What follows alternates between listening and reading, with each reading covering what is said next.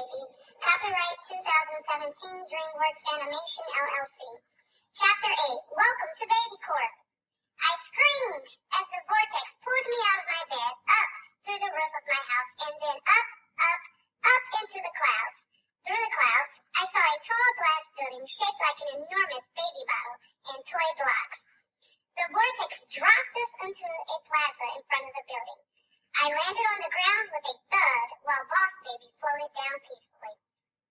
I stood up and looked around me.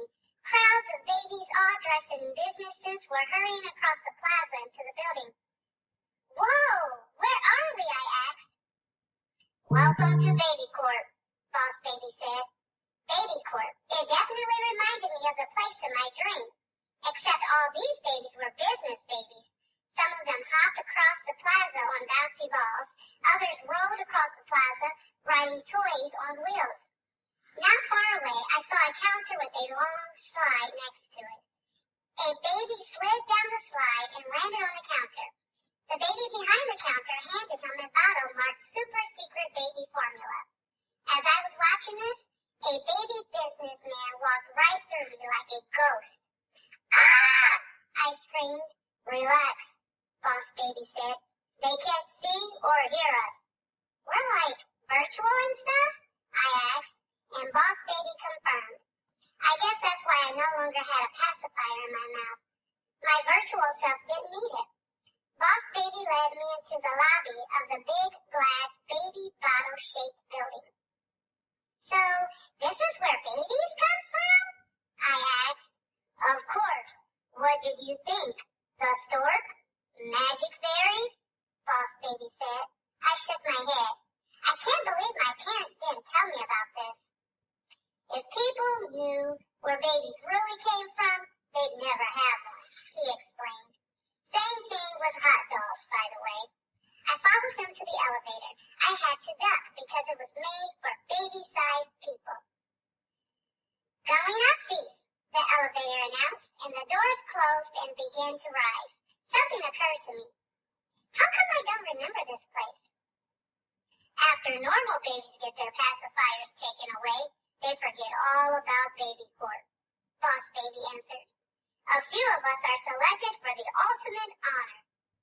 Ding! The elevator doors opened, and we stepped into a room filled with cubicles, just like the room from my dream. Babies in suits were already hard at work. Upper management, Boss Baby said proudly. I followed him down a row of cubicles. This is where all the action is. So this whole place is run by babies? I asked, looking around to see if there were any grown-ups in sight. Then an announcement came over the speakers. Nap time in Section G. The babies all put their heads down on their desk and started to snore. Just like that. Another question occurred to me. What happens when you grow up? Well, we don't, Boss Baby answered. We drink a super secret baby formula that keeps us babies forever. He nodded toward the water cooler, where a bunch of babies were drinking their bottles. One baby chugged his super secret baby formula, burped, and they all laughed. Then another baby in a suit marched up to them, and she looked angry. Formula break is over. Back to work. We're in a crisis here, she barked. Another baby handed her a phone, and she started screaming into it. Who is that? I asked. That's my boss. The big Boss Baby, Boss Baby replied. What is she screaming about? I wondered. Boss Baby guided me over to a big screen with a pie chart on it. That's a chart that looks like a pie, and each of the pieces stands for something different. This pie chart represents all the love there is in the world, Boss Baby explained. He pointed to one of the biggest slices on the chart. The puppy slice is getting bigger and bigger. They're stealing all our love.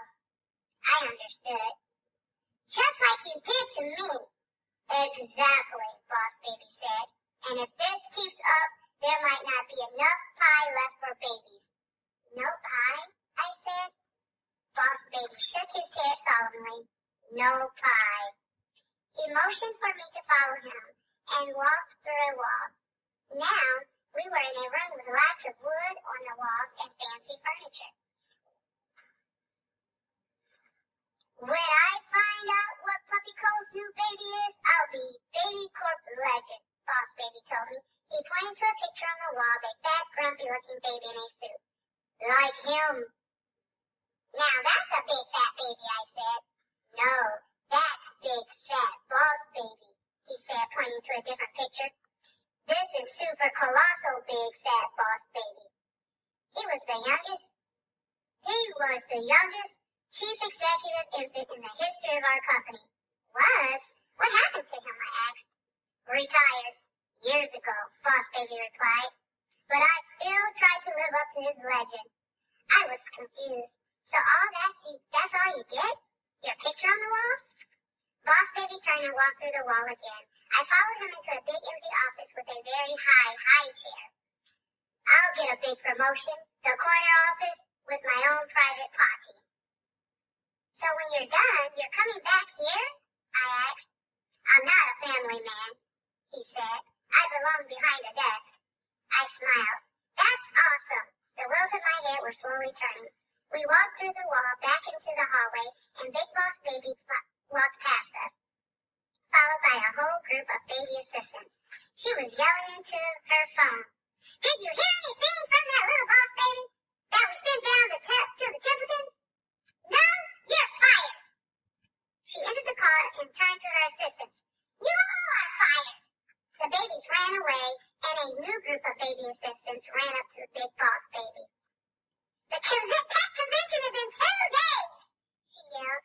If he doesn't come up with the answers, he's fired. Retired, he's gone. Boss Baby got a panicked look on his face. Okay, tour's over, he told me. In real life, he pulled the pacifier out of my mouth. Whoosh! The vortex came back, sucked us up, and dropped us back into my house. Boss Baby paced back and forth. The pet convention is in 2 days, and I've got nothing, he wailed. Then his toy phone rang. That's Big Boss Baby. Don't answer it. Chapter 9, We Make a Deal. Boss Baby tossed the ringing phone at me. Ah! I screamed. I ducked, and the phone flew into the dirty diaper bin. Boss Baby suddenly fell asleep, snored, and then just as suddenly snapped away. Ah, stress nap, he cried. He picked up his Senor Squeaky toy and paced back and forth across the room.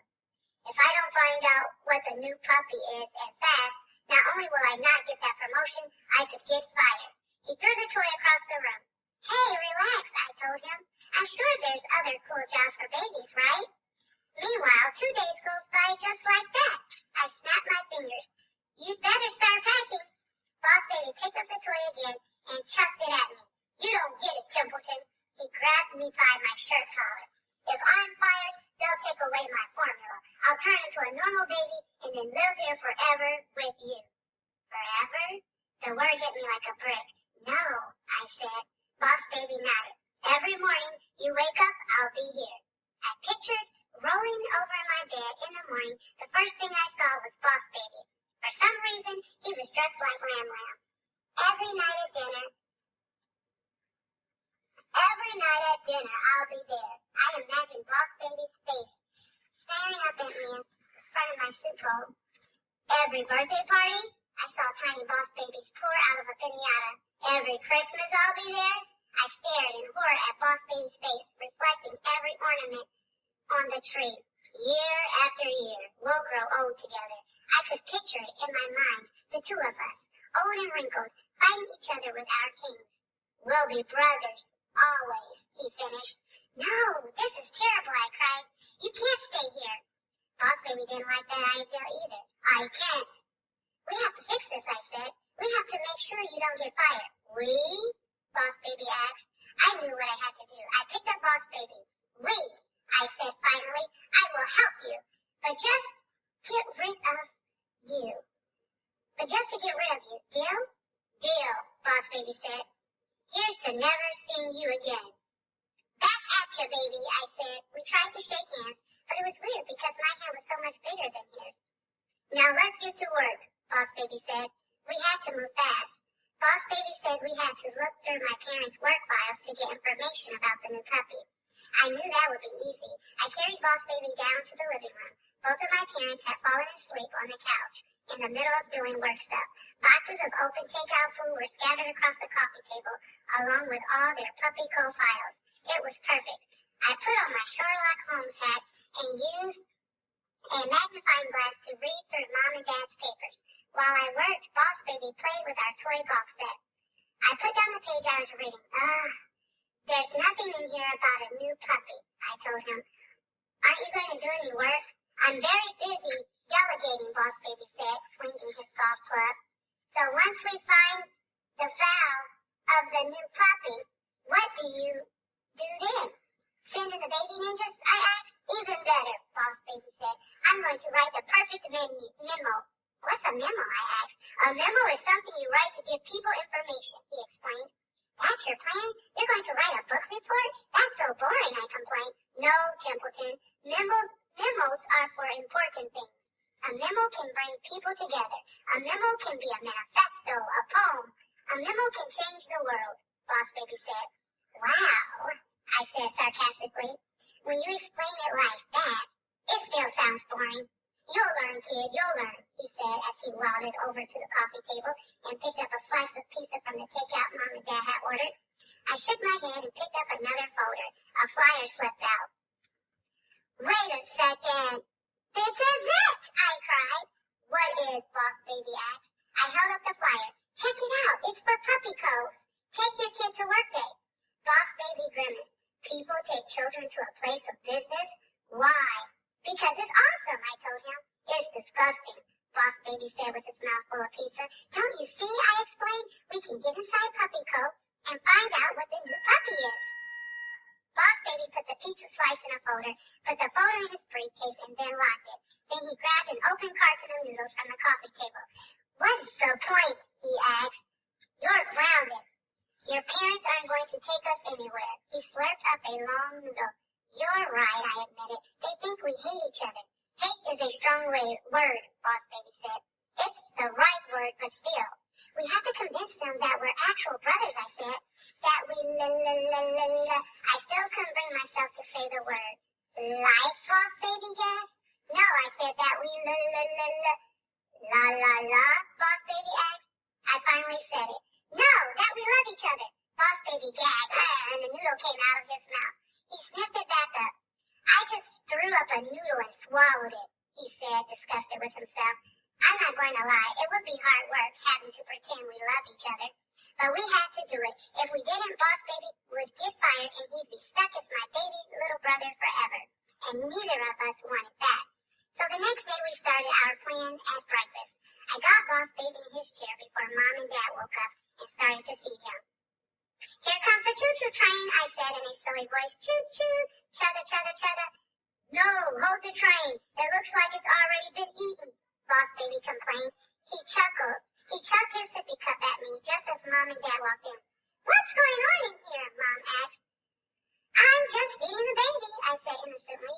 Mom and Dad looked suspicious, so I turned to Boss Baby. They're watching, I whispered. Boss Baby frowned, but he knew what he had to do.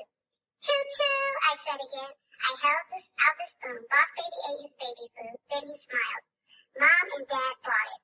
Okay, they said, and they left the kitchen. That's when Boss Baby spit the food right back into my face.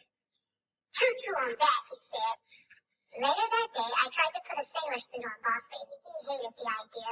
He was fighting me and kicking me when Mom and Dad walked in. Tim, what are you doing? Dad asked. Boss Baby stopped kicking. I picked him up and showed him the sailor suit. Isn't he adorable, I said.